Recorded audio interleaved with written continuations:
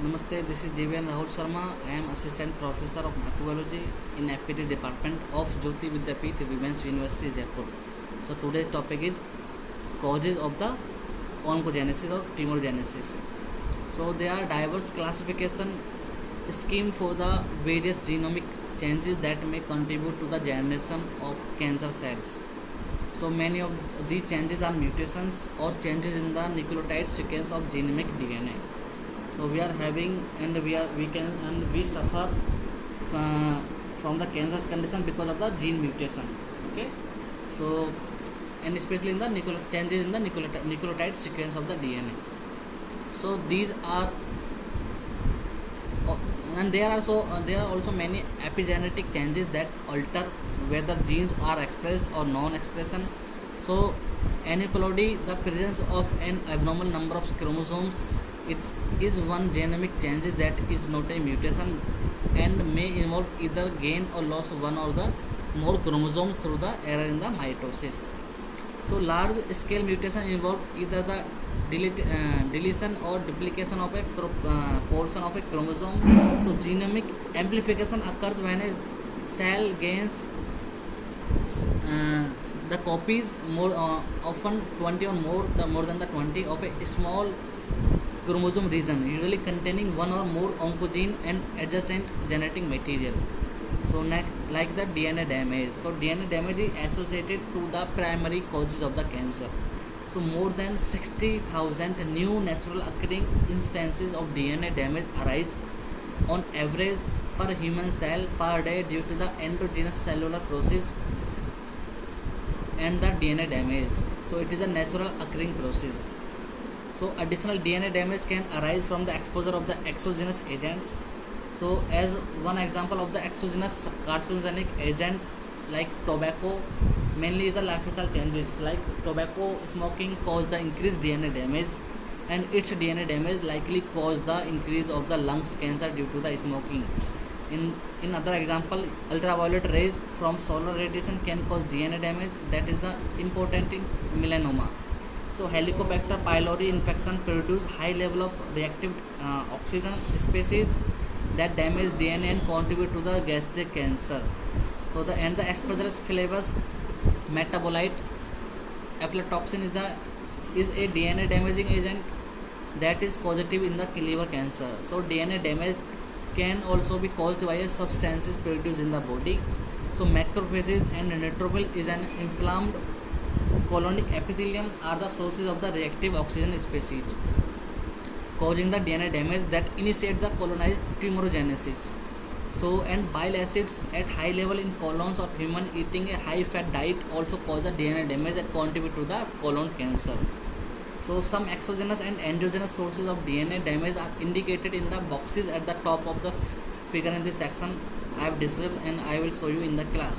So the central role of the DNA damage in progression of the cancer is indicated at the second level of the figure, and the central element of the DNA damage epigenetic alteration and deficient DNA repair in the progression to the cancers. Okay, so a deficiency in DNA repairs would cause more DNA damage to accumulate and to increase the risk of the cancer. For example, individual with an inherited impairment in any of the 34 DNA repair genes. Okay, so the majority of the cancers are called non-hereditary or sporadic cancer. So about 30% of sporadic cancer don't have hereditary component, that is currently undefined. So with the majority of or 70% of sporadic cancer have no hereditary component. Okay, so in this video I am also discuss about the mechanism of the oncogenesis. Namaste all of you, this is JVN Rahul Sharma. I am Assistant Professor of Microbiology in the Department of FPD of Jyoti Vidyapeeth Women's University, Jaipur. So today's topic is carcinogenesis, and next topic will be the mechanism of the carcinogenesis and what is the pathogenesis. Okay, so carcinogenesis is also called the oncogenesis. Tumorigenesis is the formation of cancer whereby normal cells are transformed into the cancer cell. So the process is characterized by changes at the cellular, genetic or epigenetic levels and abnormal cell divisions. So cell division is physiological process that occurs in almost all tissues and under a variety of circumstances. So normally the balance between proliferation and programmed cell death, it is a form of apoptosis, that is a programmed cell death. I have discussed also, already in pathology in first semester, during the first semester of your class. So it is maintained to ensure the integrity of tissues and organs. So according to the prevailing accepted of the theory of carcinogenesis, the scientific mutation theory, the mutation in the DNA and epimutations can lead to the cancer. Okay, so orderly process by the disrupting the programming regarding the process, upsetting the normal balance between proliferation and cell death. So this result is uncontrolled cell division and evolution of these cells by natural selection in the body. Okay, so cancer is fundamentally a disease of regulation of the tissue growth. In order to form a normal cell to transform into a cancer cell, so genes that regulate cell growth and differentiation must be altered. So genetic and epigenetic changes can occur at many levels, from gain or loss of the entire chromosomes, the mutation affecting a single DNA nucleotide, or to silencing or activating a microRNA that controls expressing of 100 to 500 genes. So there are like two broad categories of genes that are affected by these changes. So oncogenes may be normal, the genes that we expressing at the inappropriately high level, or altered genes that have novel properties. In either case, the expression of the genes promotes the malignant phenotype of cancer cell. Okay, so either case, the expression of these genes promotes the malignant phenotype of cancer cell. So tumor successor genes are genes that inhibit cell division, survival, or other properties of cancer cells. So tumor suppressor genes are often disabled by cancer promoting genetic changes. Finally, the oncovirion virus that contain an oncogenes are categorized as oncogenic because that they trigger the growth of tumor tissues in host, and the process also referred to a viral transformation. Okay, so next topic will be the causes.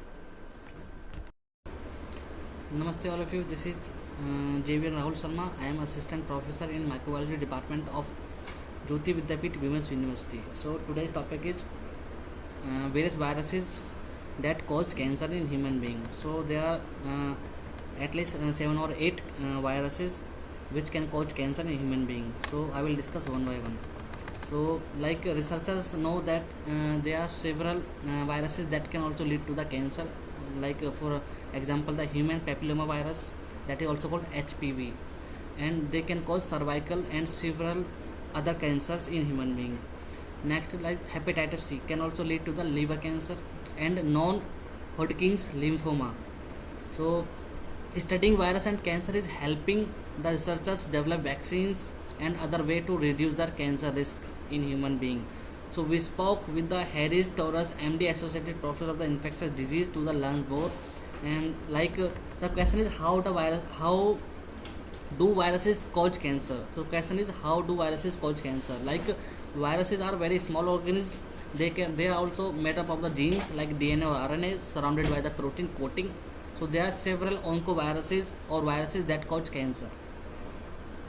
Like for example, Epstein-Barr virus. So it is the herpes virus that is spread through saliva. So Epstein-Barr virus infections increase the risk of Burkitt lymphoma, so some type of Hodgkin's and non-Hodgkin's lymphoma, and stomach cancer. So this is currently no vaccines for the Epstein-Barr virus. Hepatitis B virus or hepatitis C virus. So hepatitis B virus is spread through the infected blood, semen, and other body fluids. And hepatitis B is a leading cause of the liver cancer in chronic conditions. In acute condition, it can be limited. So hepatitis B vaccine is recommended for the all children and adult. So if you are not sure if you have been vaccinated, talk to your doctor. Hepatitis C virus, it is spread through the infected blood. Hepatitis C is leading cause of liver cancer and can cause the non-Hodgkin's lymphoma. So there is no vaccine against hepatitis C virus, but it is highly treatable. Human immunodeficiency virus, that is also called HIV, is also responsible and spread through the infected semen, vaginal fluids, blood or breast milk or other body fluids like the hepatitis B or hepatitis C. While it does not cause cancer directly, so researcher and believe it increase the risk of cancer by damaging the human immune system of human, so which reduce the body defense against the other oncoviruses. So it can also enable the other oncoviruses to cause cancer.